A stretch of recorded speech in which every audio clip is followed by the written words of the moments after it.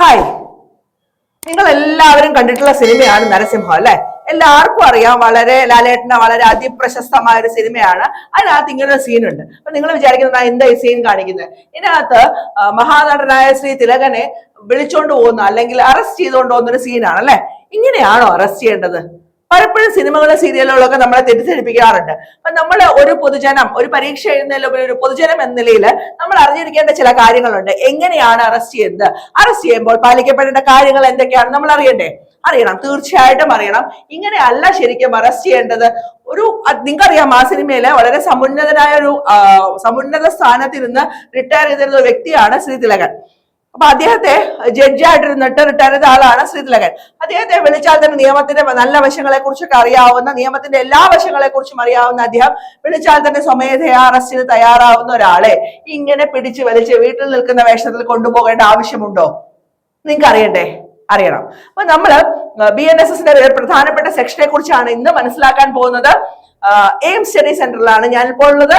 നമ്മുടെ aim study സെന്ററിൽ WCPO CPO ക്ലാസ്സുകൾ ആരംഭിച്ചിട്ടുണ്ട്.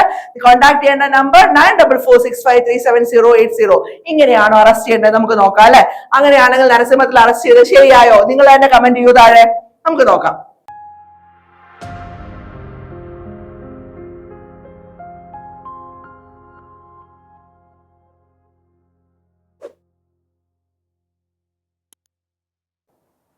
BNSS ഭാരതീയ നാഗരിക സുരക്ഷാ സംഹിത. BNSS ഭാരതീയ നാഗരിക സുരക്ഷാ സംഹിത. ഒരു കാര്യം ഓർക്കുക, BNSSന് 4 ലെറ്റർ ആണുള്ളത്. BNSS ഭാരതീയ നാഗരിക സുരക്ഷാ സംഹിത. എന്തിനെ റീപ്ലേസ് ചെയ്തുകൊണ്ട് വന്നാണ്? CRPC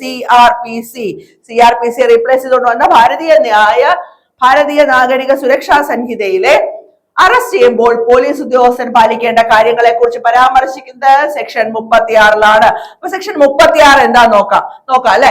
BNSSലെ സെക്ഷൻ 36 പറയുന്നത് അനായാസം തിരിച്ചറിയും വിധം കൃത്യമായി കാണാൻ സാധിക്കുന്ന ഒരു നെയിം പ്ലേറ്റ് ധരിച്ചിരിക്കേണ്ടതാണ്. പോലീസ് ഉദ്യോഗസ്ഥൻ നെയിം പ്ലേറ്റ് നിർബന്ധമായും ധരിച്ചിരിക്കണം അല്ലെ? നമ്മൾ കണ്ടിട്ടുണ്ടാവും, നമ്മൾ പലപ്പോഴും പോലീസുകാരെ കാണുമ്പോൾ നോക്കാറുണ്ട് എന്താണ് പേര് എന്നല്ലേ. അപ്പൊ ഇവിടെ നെയിം പ്ലേറ്റ് ഉണ്ടാവും. അപ്പൊ അറസ്റ്റ് ചെയ്യാൻ വരുന്ന പോലീസ് ഉദ്യോഗസ്ഥൻ കാണാവുന്ന തരത്തിലുള്ള നെയിം പ്ലേറ്റ് ധരിച്ചിരിക്കണം. അപ്പൊ അത് ഒന്നാമത്തെ കാര്യം കേട്ടോ, ശ്രദ്ധിക്കുക. കാരണം നമുക്ക് അറിയണം, ഒരു വ്യക്തി എന്നുള്ളതിൽ ignorance of law is not an excuse എന്ന് സാധാരണ പറയാറുണ്ട്. നിയമം അറിയാതിരിക്കുന്ന, നിയമത്തിനെ കുറിച്ചുള്ള അജ്ഞത ഒരു എക്സ്ക്യൂസ് അല്ല. ഒരാളെ കൊന്നിട്ട് അയ്യോ സാർ എനിക്ക് നിയമം അറിയില്ലായിരുന്നു എന്ന് പറഞ്ഞാൽ അർത്ഥമുണ്ടോ? ഇല്ല.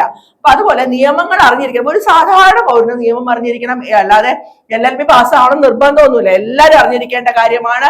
BNSS സെക്ഷൻ 36 സബ്സെക്ഷൻ എയിൽ പറയുന്നത് അനായാസം തിരിച്ചറിയും വിധം കൃത്യമായി കാണാൻ സാധിക്കുന്ന ഒരു നെയിം പ്ലേറ്റ് പോലീസ് ഉദ്യോഗസ്ഥൻ ധരിച്ചിരിക്കേണ്ടതാണ്. ഓർക്കുക, നിങ്ങൾ പോലീസ് ആയാലും അറസ്റ്റ് ചെയ്യാൻ പോകുമ്പോൾ നിങ്ങൾക്ക് ഒരു നെയിം പ്ലേറ്റ് ഉണ്ടായിരിക്കണം.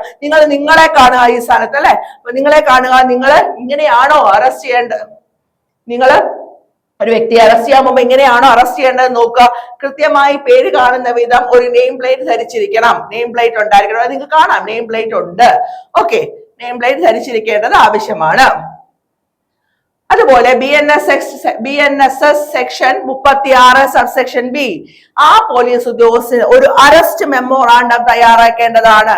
ചുമ്മാ ചാടിക്കയറിപ്പോയി അറസ്റ്റ് ചെയ്യാൻ പറ്റില്ല. ഒരു അറസ്റ്റ് മെമ്മോറാണ്ടം തയ്യാറാക്കേണ്ടതാണ്. അപ്പൊ നിങ്ങളാണ് അറസ്റ്റ് ചെയ്യാൻ പോകുന്നതെങ്കിൽ അറസ്റ്റ് ചെയ്യാൻ പോകുന്ന വ്യക്തി, ഒരു പോലീസ് ഉദ്യോഗസ്ഥൻ ഒരു മെമ്മോറാണ്ടം തയ്യാറാക്കേണ്ടതാണെന്നുള്ളതാണ് സെക്ഷൻ 36 സബ്സെക്ഷൻ B-യിൽ പറയുന്നത്. B1 അതെന്താണെന്ന് നോക്കാം അല്ലെ? പ്രസ്തുത മെമ്മോറാണ്ടം അറസ്റ്റ് ചെയ്യപ്പെടുന്ന വ്യക്തിയുടെ കുടുംബത്തിലെ അംഗമോ അല്ലെങ്കിൽ അറസ്റ്റ് ചെയ്യപ്പെടുന്ന സ്ഥലത്തെ പ്രദേശവാസിയും ബഹുമാനീയനായ ഒരു വ്യക്തിയോ സാക്ഷ്യപ്പെടുത്തേണ്ടതാണ്. അപ്പോ അറസ്റ്റ് ചെയ്യാൻ പോകുന്ന പോലീസ് ഉദ്യോഗസ്ഥൻ നെയിം പ്ലേറ്റ് ധരിച്ചിരിക്കണം. മാത്രമല്ല അറസ്റ്റ് ചെയ്യാൻ പോകുമ്പോൾ അദ്ദേഹം ഒരു അറസ്റ്റ് മെമ്മോറാണ്ടം തയ്യാറാക്കണം. ആ അറസ്റ്റ് മെമ്മോറാണ്ടം ചുമ്മാ അങ്ങ് ചാടിക്കയറി പോയി അറസ്റ്റ് ചെയ്യാനുള്ളതല്ല. അറസ്റ്റ് ചെയ്യുന്നതിന് മുമ്പായിട്ട് ആ പ്രസ്തുത മെമ്മോറാണ്ടം അറസ്റ്റ് ചെയ്യപ്പെടുന്ന വ്യക്തിയുടെ കുടുംബത്തിലെ അംഗമോ അല്ലെങ്കിൽ അറസ്റ്റ് ചെയ്യപ്പെടുന്ന സ്ഥലത്തെ തദ്ദേശവാസി എന്ന് പറയില്ലേ, ആ സ്ഥലത്തെ തദ്ദേശവാസിയും ബഹുമാനീയനുമായ ഒരു വ്യക്തിയോ സാക്ഷ്യപ്പെടുത്തേണ്ടതാണ്. ഇങ്ങനെ വല്ലതും അവിടെ നടന്നോ? ഇല്ല, ഒന്നും നടന്നില്ല അല്ലെ. അറസ്റ്റ് മെമ്മോറാണ്ടം തയ്യാറാക്കണം, അറസ്റ്റ് മെമ്മോറാണ്ടത്തിൽ സാക്ഷ്യപ്പെടുത്തണം. ആര് സാക്ഷ്യപ്പെടുത്തണം? ഒന്നോ ആ കുടുംബത്തിലെ ഒരു അംഗം സാക്ഷ്യപ്പെടുത്തണം, അല്ലെങ്കിൽ തദ്ദേശവാസി ബഹുമാന്യനുമായ ഒരു വ്യക്തി സാക്ഷ്യപ്പെടുത്തണം. ക്ലിയർ അല്ലേ? സെക്ഷൻ 36 സബ്സെക്ഷൻ എയിൽ പറയുന്നത് അറസ്റ്റ് ചെയ്യപ്പെടുന്ന വ്യക്തി, അറസ്റ്റ് ചെയ്യാൻ പോകുന്ന ഉദ്യോഗസ്ഥൻ തന്റെ പേര് വ്യക്തമായി കാണുന്ന തരത്തിലുള്ള നെയിം പ്ലേറ്റ് ധരിച്ചിരിക്കണം.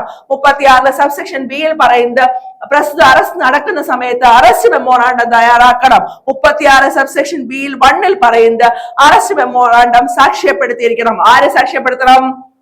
ആ കുടുംബത്തിലെ ആരെയാണോ അറസ്റ്റ് ചെയ്യുന്നത് ആ കുടുംബത്തിലെ ഒരു വ്യക്തിയോ തദ്ദേശവാസി ബഹുമാന്യനായ ഒരു വ്യക്തിയോ ആണ് ഇത് സാക്ഷ്യപ്പെടുത്തേണ്ടത്. BNSSലെ section 36B1. Section 36B2 memorandum arrest ചെയ്യപ്പെട്ട ആളെ കൊണ്ട് ഒപ്പിടിപ്പിക്കേണ്ടതാണ്. ഇപ്പൊ തന്നെ നമ്മൾ ആ അറസ്റ്റിലെ നരസിംഹത്തിലെ അറസ്റ്റിലെ എത്ര തെറ്റുകൾ കണ്ടെത്തി?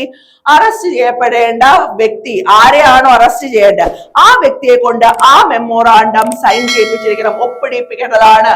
സബ്സെക്ഷൻ ബിയിലെ 2 ആണ് പറയുന്നത് അല്ലെ. 36 സബ്സെക്ഷൻ B2 ആണ് പറയുന്നത്. അറസ്റ്റ് ചെയ്യപ്പെടുന്ന മെമ്മോറാണ്ടം സാക്ഷ്യപ്പെടുത്തേണ്ടത് ഒരു വ്യക്തിയെ നമ്മൾ അറസ്റ്റ് ചെയ്യാൻ പോകുമ്പോ മെമ്മോറാണ്ടം തയ്യാറാക്കണമെന്ന് 36 സബ്സെക്ഷൻ ബിയിൽ പറഞ്ഞിട്ടുണ്ടെങ്കിൽ ആ മെമ്മോറാണ്ടം ആ കുടുംബത്തിലെ ആരെയാണോ അറസ്റ്റ് ചെയ്യുന്നത് ആ വ്യക്തിയുടെ കുടുംബത്തിലെ ഒരു അംഗമോ തദ്ദേശവാസി ബഹുമാന്യമായ ഒരാളോ ഒപ്പിടേണ്ടതാണ്, അല്ലെങ്കിൽ സാക്ഷ്യപ്പെടുത്തേണ്ടതാണ്. മാത്രവുമല്ല അടുത്ത നമ്മൾ പറയുന്നത് എന്താ? ആ അറസ്റ്റ് ചെയ്യപ്പെടുന്ന വ്യക്തി ആരാണോ ആ വ്യക്തിയെ കൊണ്ട് ആ മെമ്മോറാണ്ടത്തിൽ ഒപ്പിടിപ്പിക്കണമെന്ന് പറയുന്നത് 36B2. 36 സീൽ എന്താ പറയുന്നത്? 36 ആ മെമ്മോറാണ്ടം സാക്ഷ്യപ്പെടുത്തുന്നത് അറസ്റ്റ് ചെയ്യപ്പെട്ട വ്യക്തിയുടെ കുടുംബത്തിലെ ഒരു അംഗമല്ല എങ്കിൽ തന്റെ അറസ്റ്റിനെ പറ്റി അയാൾ നിർദ്ദേശിക്കുന്ന ഒരു ബന്ധുവിനെയോ സുഹൃത്തിനെയോ അറിയിക്കുന്നതിന് അയാൾക്ക് അവകാശമുണ്ടെന്ന് ആ വ്യക്തി അറസ്റ്റ് ചെയ്യുന്ന പോലീസ് ഉദ്യോഗസ്ഥനെ അറിയിക്കേണ്ടതാണ്. അവിടെ അറിയിച്ചോ?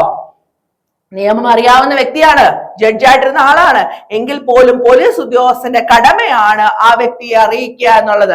ഇപ്പോ ഒരു വ്യക്തിയെ നമ്മൾ അറസ്റ്റ് ചെയ്യാൻ പോകുന്നു, ആ വ്യക്തിയുടെ കുടുംബത്തിലെ അംഗം ഒപ്പിടണം അറസ്റ്റ് മെമ്മോറാണ്ടത്തിൽ, അല്ലെങ്കിൽ ആ കുടുംബത്തിലെ അംഗം അറസ്റ്റ് മെമ്മോറാണ്ടം സാക്ഷ്യപ്പെടുത്തണം. ഞാൻ പറഞ്ഞു അല്ലെ, അറസ്റ്റ് മെമ്മോറാണ്ടം സാക്ഷ്യപ്പെടുത്തണം, അല്ലെങ്കിൽ തദ്ദേശവാസിയും അവിടുത്തെ ബഹുമാന്യമായ മറ്റൊരു വ്യക്തിയാണ് അത് സാക്ഷ്യപ്പെടുത്തേണ്ടത്.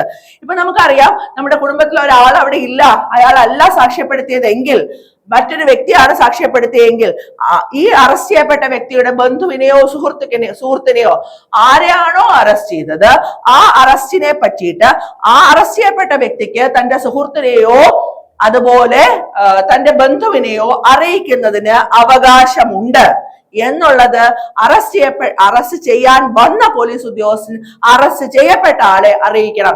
എന്നെയാണ് അറസ്റ്റ് ചെയ്യാൻ വന്ന ഒരു പോലീസ് ഉദ്യോഗസ്ഥനെങ്കിൽ ഞാൻ അറസ്റ്റ് ചെയ്യപ്പെടുന്നതിന് മുമ്പ് എന്നെ അറസ്റ്റ് ചെയ്യാൻ വരുന്ന ആൾക്ക് നെയിം പ്ലേറ്റ് ഉണ്ടായിരിക്കണം. 1. രണ്ടാമത്തെ കാര്യം എന്താ? രണ്ടാമത്തെ കാര്യം അറസ്റ്റ് മെമ്മോറാണ്ടം ഉണ്ടായിരിക്കണം. മൂന്നാമത്തെ കാര്യം അറസ്റ്റ് മെമ്മോറാണ്ടത്തിൽ സാക്ഷ്യപ്പെടുത്തിയിരിക്കണം. ആര് സാക്ഷ്യപ്പെടുത്തണം? ഒന്നോ കുടുംബാംഗം സാക്ഷ്യപ്പെടുത്തണം, അല്ലെങ്കിൽ പിന്നെ ആര് സാക്ഷ്യപ്പെടുത്തണം? ആ സ്ഥലത്തെ ബഹുമാന്യനായ ഒരു വ്യക്തി സാക്ഷ്യപ്പെടുത്തണം. അതുപോലെ മറ്റൊന്നാണ് ഞാൻ ഒപ്പിട്ടിരിക്കണം. എന്നെയാണ് അറസ്റ്റ് ചെയ്യാൻ വന്നെങ്കിൽ ആ അറസ്റ്റ് മെമ്മോറാണ്ടത്തിൽ ഞാൻ ഒപ്പിട്ടിരിക്കണം. ഇപ്പൊ നമ്മൾ എത്ര തെറ്റാ കണ്ടുപിടിച്ചത് അല്ലെ? അറസ്റ്റ് മെമ്മോറാണ്ടത്തിൽ ഒപ്പിട്ടിരിക്കണം. മറ്റൊന്ന് അറസ്റ്റ് ഇനി അത് എത്ര വലിയ തെറ്റാണെങ്കിലും അറസ്റ്റ് ചെയ്യുന്നെങ്കിൽ ഇത്രയും കാര്യങ്ങൾ പാലിക്കപ്പെടണം. അറസ്റ്റ് ചെയ്യുമ്പോൾ പാലിക്കപ്പെടേണ്ട കാര്യങ്ങളെ കുറിച്ചാണ് ഞാൻ പറയുന്നത് അല്ലെ. സെക്ഷൻ 36 കുറിച്ചാണ് ഞാൻ പറയുന്നത്. അപ്പൊ അടുത്തത് മെമ്മോറാണ്ടം. എന്നെയാണ് അറസ്റ്റ് ചെയ്യാൻ വന്നതെന്ന് വിചാരിക്കുക. എന്റെ കുടുംബത്തിൽ ഒരാളല്ല അത് സാക്ഷ്യപ്പെടുത്തിയത് അറസ്റ്റ് മെമ്മോറാണ്ടം എങ്കിൽ എനിക്ക് എന്റെ ഒരു സുഹൃത്തിനെ അല്ലെങ്കിൽ എന്റെ ഒരു ബന്ധുവിനെ അറിയിക്കാൻ അവകാശമുണ്ട്.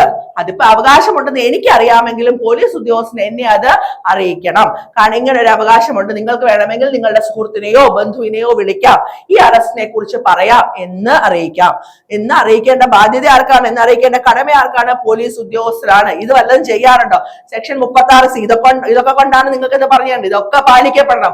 കാരണം ഇതൊക്കെ നിങ്ങൾ നാളെ ഒരു പോലീസ് ഉദ്യോഗസ്ഥനാവേണ്ട ആളാണ്. നിങ്ങളൊരു അറസ്റ്റിന് പോകുമ്പോൾ നിങ്ങൾ ഇതൊക്കെ പാലിക്കപ്പെടേണ്ടത് വളരെ അത്യാവശ്യമാണ് അല്ലെ. അടുത്ത എന്താണ്? BNSS സെക്ഷൻ 43 അറസ്റ്റ് ചെയ്യുന്നത് എങ്ങനെ എന്ന് പറയുന്നതിന് മുമ്പ് ഇതൊന്നുകൂടെ പറയാൻ ഞാൻ ക്ലിയർ ആണെന്ന് വിചാരിക്കുന്നു. സെക്ഷൻ 36 നമ്മൾ പറഞ്ഞു നരസിംഹത്തിൽ അറസ്റ്റ് ഓർത്തോള് സെക്ഷൻ 36A അനായാസം തിരിച്ചറിയുന്ന വിധം കൃത്യമായി മനസ്സിലാവുന്ന രീതിയിൽ നെയിം പ്ലേറ്റ് ധരിച്ചിരിക്കണം. സെക്ഷൻ 36B ആ പോലീസ് ഉദ്യോഗസ്ഥന് ഒരു അറസ്റ്റ് മെമ്മോറാണ്ടം തയ്യാറാക്കേണ്ടതാണ്.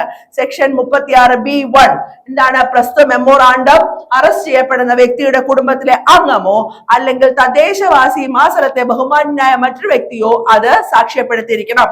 അതിന്റെ അടുത്ത് എന്താണ്? 36B2 എന്ന് പറഞ്ഞാൽ മെമ്മോറാണ്ടം പോലീസ് ഉദ്യോഗസ്ഥൻ അറസ്റ്റ് ചെയ്യാൻ വന്ന പോലീസ് ഉദ്യോഗസ്ഥൻ തയ്യാറാക്കിയ മെമ്മോറാണ്ടം അറസ്റ്റ് ചെയ്യപ്പെടുന്ന വ്യക്തി ഒപ്പിട്ടിരിക്കണം. അടുത്തത് 36C പറയുന്നത് ആ മെമ്മോറാണ്ടം സാക്ഷ്യപ്പെടുത്തിയത് ആരാണ്? ആ കുടുംബത്തിലെ അംഗമല്ല, മറ്റൊരു വ്യക്തിയാണെങ്കിൽ, ഞാൻ പറഞ്ഞു നേരത്തെ തദ്ദേശവാസിയും ബഹുമാന്യനുമായ ഒരു വ്യക്തിക്ക് സാക്ഷ്യപ്പെടുത്താം. അങ്ങനെ ഒരു വ്യക്തിയാണ് സാക്ഷ്യപ്പെടുത്തിയതെങ്കിൽ അറസ്റ്റ് ചെയ്യപ്പെട്ട ആൾക്ക് തന്റെ ബന്ധുവിനെയോ സുഹൃത്തിനെയോ അറസ്റ്റ് ചെയ്യപ്പെട്ട വിവരം അറിയിക്കാനുള്ള അവകാശമുണ്ടെന്ന് പോലീസ് ഉദ്യോഗസ്ഥൻ ആ വ്യക്തിയെ ധരിപ്പിക്കേണ്ടതാണ് എന്ന് പറയുന്നതാണ് സെക്ഷൻ 36C.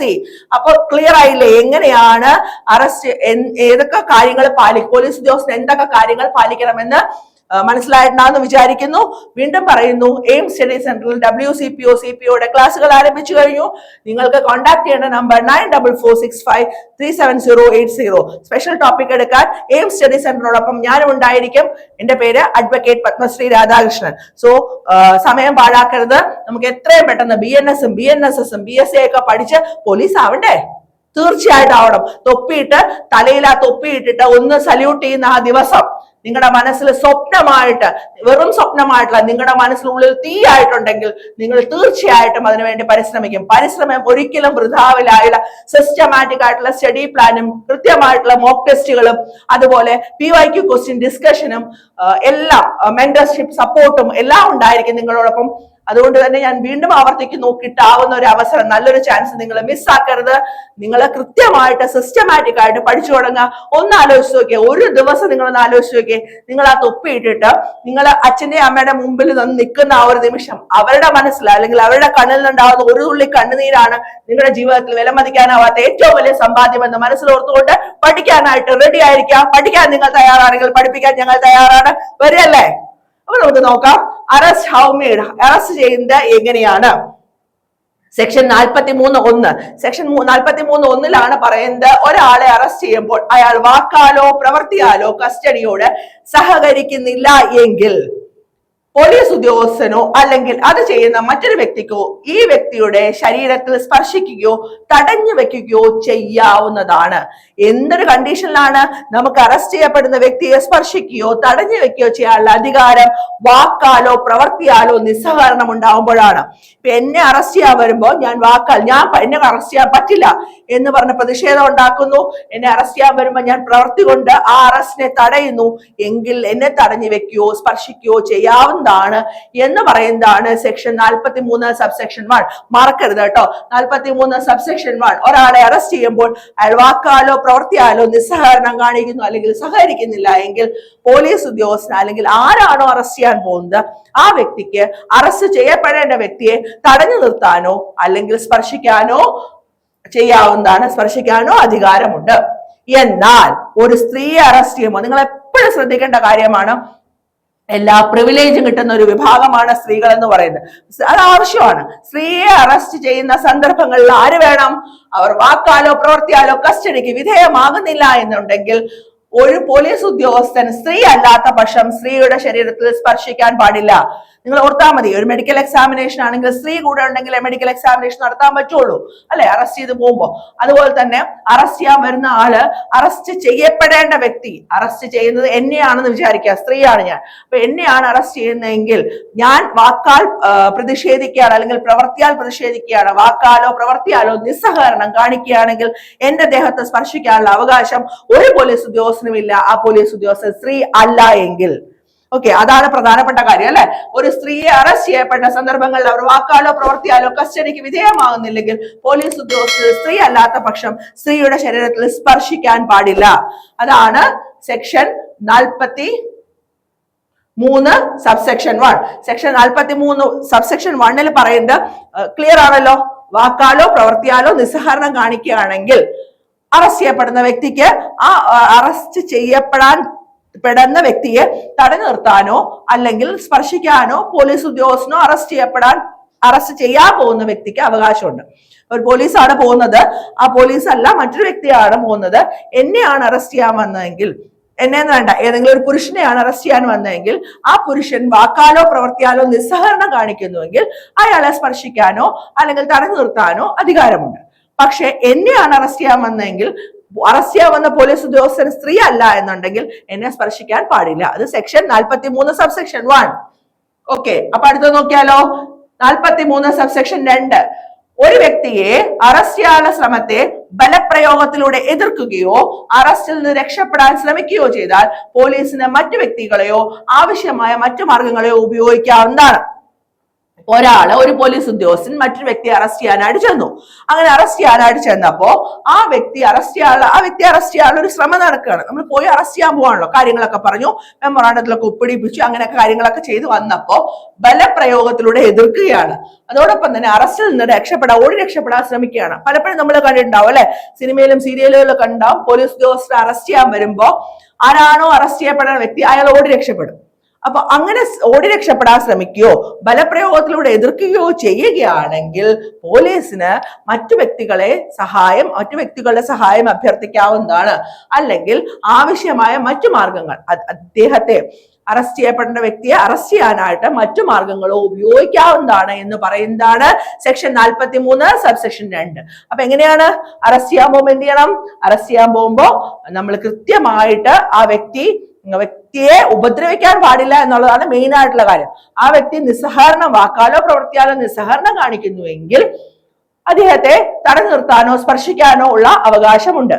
നമ്മൾ അദ്ദേഹത്തെ എന്ന് പറയുമ്പോൾ അറസ്റ്റ് ചെയ്യപ്പെട്ട വ്യക്തിയാണ്. കുറ്റം തെളിയിക്കപ്പെടുന്നത് വരെ ഒരു വ്യക്തി കുറ്റവാളിയല്ല. ഇനി അഥവാ കുറ്റവാളിയാണെങ്കിൽ പോലും ഒരിക്കലും കുറ്റവാളികളെ വെറുക്കരുത്, കുറ്റത്തെയാണ് വെറുക്കേണ്ടത്. Hate the crime not the criminals. വളരെ പ്രധാനപ്പെട്ട കാര്യമാണ്.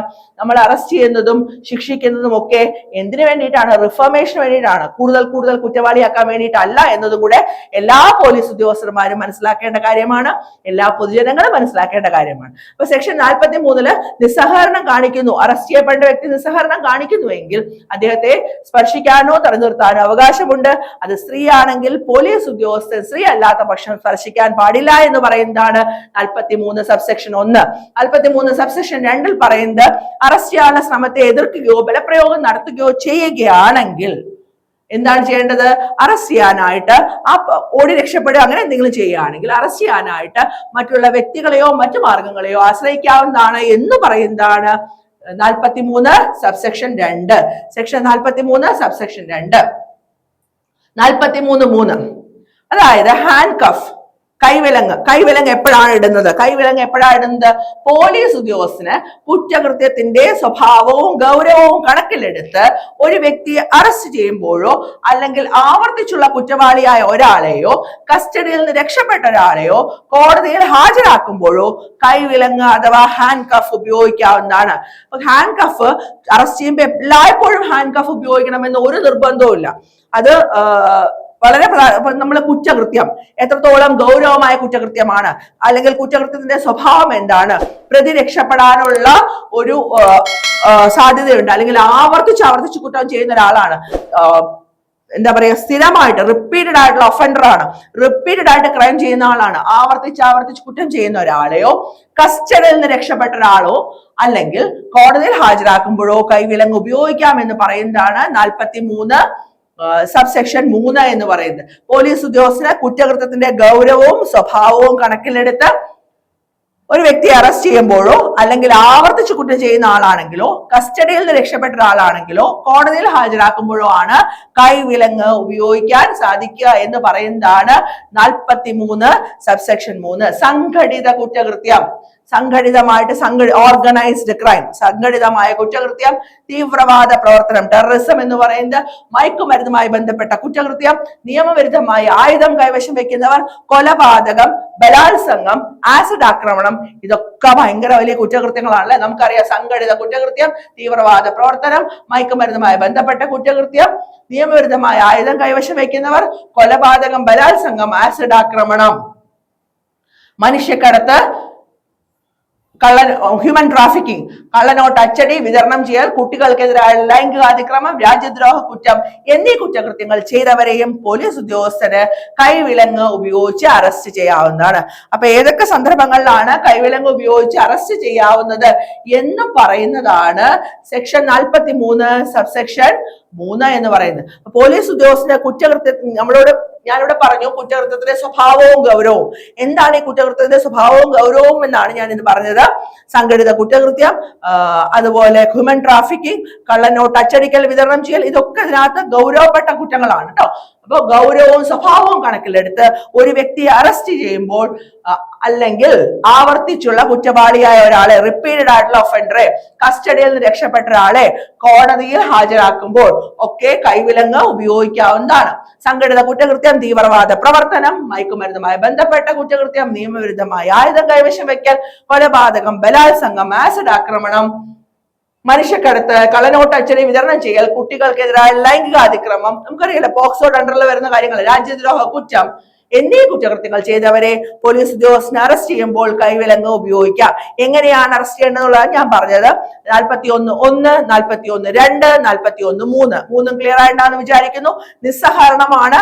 അങ്ങനെയാണെങ്കിൽ സ്പർശിക്കാം, തടഞ്ഞു വെക്കാം. സ്ത്രീ ആണെങ്കിൽ സ്ത്രീ മാത്രമേ സ്പർശിക്കാൻ പാടുള്ളൂ എന്നാണ് 43(1) പറയുന്നത്. 43(2) എന്താ പറയുന്നത്? 43(2) പറയുന്നത് ബലപ്രയോഗമോ അല്ലെങ്കിൽ ഓടി രക്ഷപ്പെടുകയോ ഒക്കെ ചെയ്താൽ ആ വ്യക്തിയെ അറസ്റ്റ് ചെയ്യാനായിട്ടുള്ള മറ്റുള്ള വ്യക്തികളുടെ സഹായമോ മറ്റു മാർഗങ്ങളോ സ്വീകരിക്കാമെന്ന് പറയുന്നതാണ് 43(2). 43(3) എന്ന് പറയുന്നത് കുറ്റകൃത്യത്തിന്റെ ഗൗരവവും സ്വഭാവവും കണക്കിലെടുത്ത് ഒരു വ്യക്തിയെ അറസ്റ്റ് ചെയ്യുമ്പോൾ റിപ്പീറ്റഡ് ആയിട്ടുള്ള ഒഫൻഡർ ആണ് അല്ലെങ്കിൽ ആവർത്തിച്ചുള്ള കുറ്റവാളിയാണ്, കോടതിയിൽ ഹാജരാക്കുമ്പോൾ ഇങ്ങനത്തെ സന്ദർഭങ്ങളിലൊക്കെ കൈവിലങ്ങ് ഉപയോഗിക്കാവുന്നതാണ്. ഈ കുറ്റകൃത്യങ്ങളൊക്കെ ജസ്റ്റ് ഒന്ന് ഓർത്തു വെച്ചേക്ക് കേട്ടോ. ഇനി സെക്ഷൻ 43(4) 43(4) പറയുന്നത് വധശിക്ഷയോ ജീവപര്യന്തമോ തടവോ ലഭിക്കാവുന്ന കുറ്റം. വധശിക്ഷ, ഒരാളെ തൂക്കിക്കൊല്ലാൻ വിധിക്കുന്ന ഒരാള്, അല്ലെങ്കിൽ ലൈഫ് ഇംപ്രിസൺമെന്റ്, ജീവപര്യന്തമോ ലഭിക്കാവുന്ന കുറ്റം ചെയ്തിട്ടുള്ളവനല്ലാത്ത ഒരാളുടെ മരണം സംഭവിപ്പിക്കാൻ അവകാശം നൽകുന്നതല്ല എന്നുള്ളതാണ്. അതായത് സെക്ഷൻ 43(4) പറയുന്നത് വധശിക്ഷയോ ജീവപര്യന്തമോ തടവ് ലഭിക്കാവുന്ന കുറ്റം ചെയ്തിട്ടുള്ളവനല്ലാത്ത ഒരാളുടെ മരണം സംഭവിക്കാൻ അവകാശം നൽകുന്നതല്ല. ഇതും അവകാശമായിട്ട് കണക്കാക്കരുത്. കാരണം വധശിക്ഷ നടപ്പിലാക്കാനുള്ള ഒരാള് അല്ലെങ്കിൽ ജീവപര്യന്തം ഉള്ള ഒരാള് അയാളെ അങ്ങനെ കുറ്റം ചെയ്തിട്ടുള്ളല്ലാതെ ഒരാളുടെ മരണം സംഭവിപ്പിക്കാൻ അവകാശം ലഭിക്കുന്നതല്ല എന്ന് പറയുമ്പോൾ ഇത് ആക്സിഡന്റലായിട്ട് സംഭവിക്കുന്ന കാര്യമല്ലാതെ നമ്മൾ പറയാറുണ്ട് ഒരു ഓടി രക്ഷപ്പെടാൻ ശ്രമിച്ചപ്പോഴൊക്കെയാണ് മുട്ടിന് താഴെ വെടിവെക്കാനാണ് പറയുന്നത്, അല്ലാതെ നെഞ്ചത്ത് കയറി വെടിവെക്കാൻ അല്ല പറയുന്നത്. അപ്പൊ ആരുടെയും മരണം സംഭവിപ്പിക്കാനുള്ള അവകാശം നമുക്കില്ല. പക്ഷെ ഇങ്ങനൊരു സെക്ഷൻ ഉണ്ട് 43(4) വധശിക്ഷയോ ജീവപര്യന്തം തടവോ ലഭിക്കാവുന്ന കുറ്റം ചെയ്തിട്ടുള്ളവനല്ലാത്ത ഒരാളുടെ മരണം സംഭവിപ്പിക്കാൻ അവകാശം നൽകുന്നതല്ല. അടുത്തത് സെക്ഷൻ 43(5) അസാധാരണമായ സാഹചര്യങ്ങളിൽ ഒഴികെ സൂര്യാസ്തമയത്തിന് ശേഷം, സൺസെറ്റിന് ശേഷം, സൺറൈസിന് മുമ്പ്, സൂര്യോദയത്തിന് മുമ്പ് ഒരു സ്ത്രീയെ അറസ്റ്റ് ചെയ്യാൻ പാടില്ല. അസാധാരണമായ സാഹചര്യങ്ങളിൽ ഒഴികെ സൺസെറ്റിന് ശേഷവും സൺറൈസിന് മുമ്പും ഒരു സ്ത്രീയെ അറസ്റ്റ് ചെയ്യാൻ പാടില്ല. അത്തരം സാഹചര്യങ്ങളിൽ അറസ്റ്റ് ചെയ്യേണ്ടി വന്നാൽ ഫസ്റ്റ് ക്ലാസ് ജുഡീഷ്യൽ മജിസ്ട്രേറ്റിന്റെ മുൻകൂർ അനുമതി വാങ്ങേണ്ടതാണ്. സ്ത്രീകൾക്ക് ഭയങ്കര പ്രിവിലേജ് ആണ് അല്ലെ. അതായത് സെക്ഷൻ 43 സബ്സെക്ഷൻ 5 പറയുന്നത് ഒരു സ്ത്രീയെ അറസ്റ്റ് ചെയ്യുമ്പോൾ അത് ഒന്നോ സൂര്യോദയത്തിന് ശേഷം അല്ലെങ്കിൽ സൂര്യാസ്തമയത്തിന് മുമ്പായിരിക്കണം. സൂര്യോദയത്തിന് മുമ്പും സൂര്യാസ്തമയത്തിന് ശേഷവും അറസ്റ്റ് ചെയ്യാൻ പാടില്ല. അങ്ങനെ അസാധാരണമായ സാഹചര്യങ്ങളിൽ അറസ്റ്റ് ചെയ്യപ്പെടേണ്ടി വന്നാൽ ആരുടെ അനുമതി വേണം? ഫസ്റ്റ് ക്ലാസ് ജുഡീഷ്യൽ മജിസ്ട്രേറ്റിന്റെ അനുമതിയോടുകൂടി മാത്രമേ അറസ്റ്റ് ചെയ്യാൻ പാടുള്ളൂ. അപ്പൊ നമ്മള് 2 സെക്ഷനാണ് പഠിച്ചത്. 2 സെക്ഷനും വളരെ ക്ലിയർ ആയെന്ന് മനസ്സിലാവുന്നു വിചാരിക്കുന്നു. നിങ്ങൾക്ക് ഇഷ്ടപ്പെട്ടെങ്കിൽ നിങ്ങൾ ക്ലാസ്സിന് താഴെ കമന്റ് ഇടുക. പിന്നെ വീണ്ടും പറയുന്നു, നിങ്ങളോടൊപ്പം ഞാനും ഉണ്ടാവും ഈ യാത്രയിൽ. നമ്മുടെ സ്വപ്നം എന്ന് പറയുന്നത് പോലീസ് ഉദ്യോഗസ്ഥനാവുക എന്നാണ്. നിങ്ങൾ ഓരോ ദിവസവും നിങ്ങൾ എഴുന്നേൽക്കുമ്പോഴും ഉറങ്ങാൻ കിടക്കുന്നവരെയും അതേ ഒരു സ്വപ്നം മാത്രം നിങ്ങളുടെ കണ്ണിൽ തെളിഞ്ഞാൽ തീർച്ചയായിട്ടും നിങ്ങൾക്ക് അത് അച്ചീവ് ചെയ്യാനായിട്ട് സാധിക്കും. All the best. വീണ്ടും കാണാം. നന്ദി, നമസ്കാരം.